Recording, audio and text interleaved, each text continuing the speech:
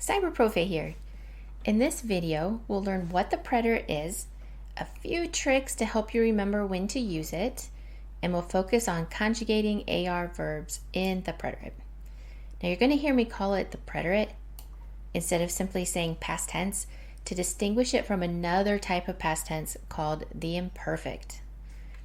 The preterite tense is generally used when, in English, we would use the ed ending, like talked, walked, jumped, but the English language is notorious for not following rules, so it should just be thought of as a general guideline.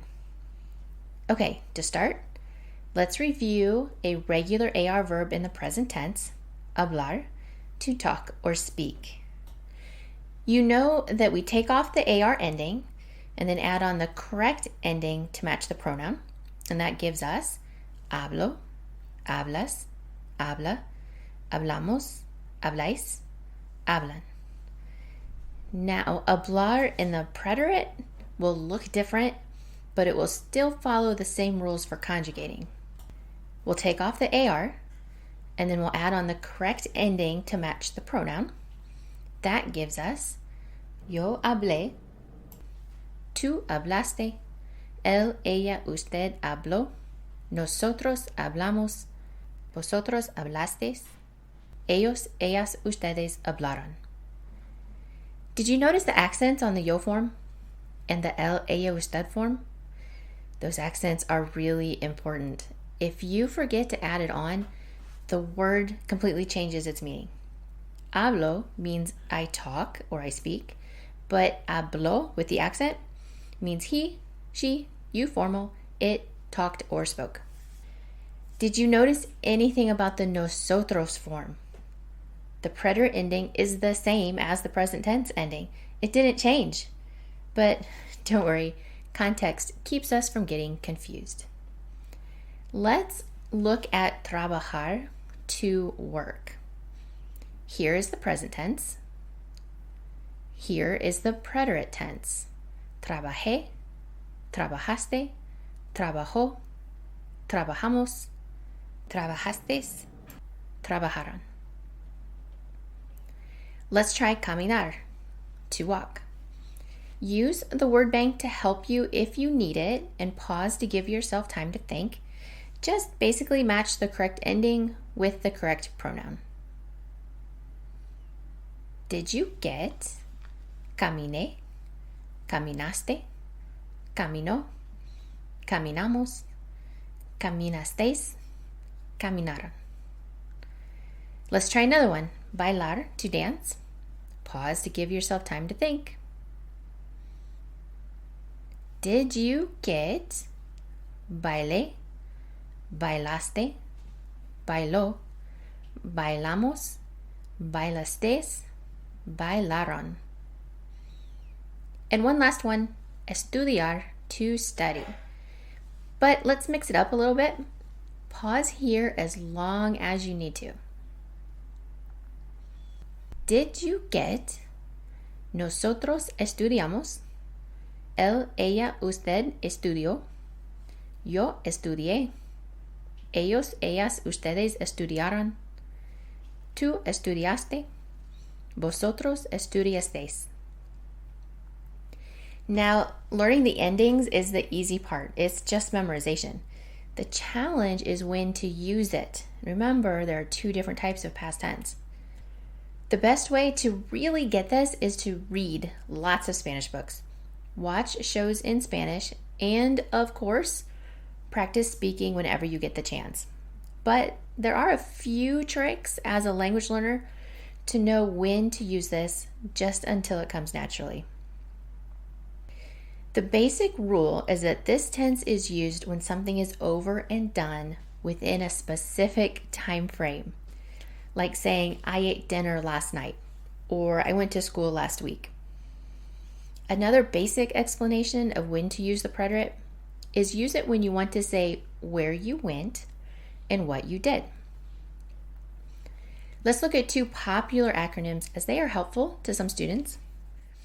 Basic, beginnings and endings, arrivals and departures, specific time or series of events, interruptions, completed actions. Safe, specific instances, action that interrupts an ongoing event, focus on beginning or ending of an action, enclosed amount of time. And of course, there are trigger words that will help you identify when to put verbs in the preterite. Just a few of them are ayer, for yesterday, anoche, last night, el mes pasado, last month, hace 2 días, 2 days ago. These are time frame words.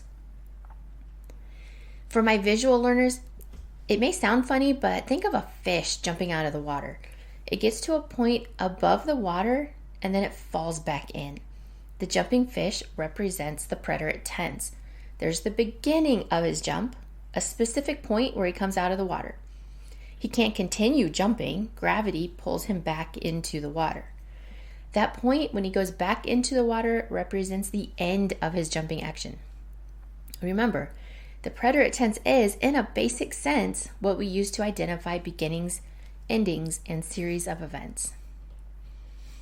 I know we said we'd focus on AR verbs, but let me just toss in some ER-IR verbs since they follow the same rule. Let's compare the two so you can see what the different endings look like. Notice that the endings look very similar to AR verbs in the preterite. This will help you start to identify them as you read or when you have the subtitles on in Netflix. For AR verbs, it's a, haste, o, amos, hastes, aron. For ER-IR verbs, we have iste, io, imos, isteis, ieron. Since this video is introducing you to the preterite tense, let's work through a few examples. Just identify which is past and which is present. If that's too easy for you, try to also pair it with the correct pronoun. Let's start with hablar, to talk or speak. Pause here to give yourself time to think. Okay, did you choose these as the preterite and these as the present? What about the pronouns? Did you match the verbs with these pronouns? Let's try caminar, to walk. Pause if you need to. Now you should have chosen these as preterite and these as present. And here are the pronouns that match them. And finally, let's use bailar, to dance. Again, pause if you need to. Here are the verbs that are in the preterite, and here are the present tense verbs. Here are the pronouns that match them. One last thing before we go, and those would be, of course, the irregulars. No tricks for these, just memorization, but use them as often as you can in conversation until it just comes naturally to you. Well, that was it. Thanks for watching, and I hope you found this helpful. If you like my videos, make sure you hit that subscribe button. And if you have a question about what you just saw or heard, ask it in the comments below, and I'll answer. Gracias y nos vemos.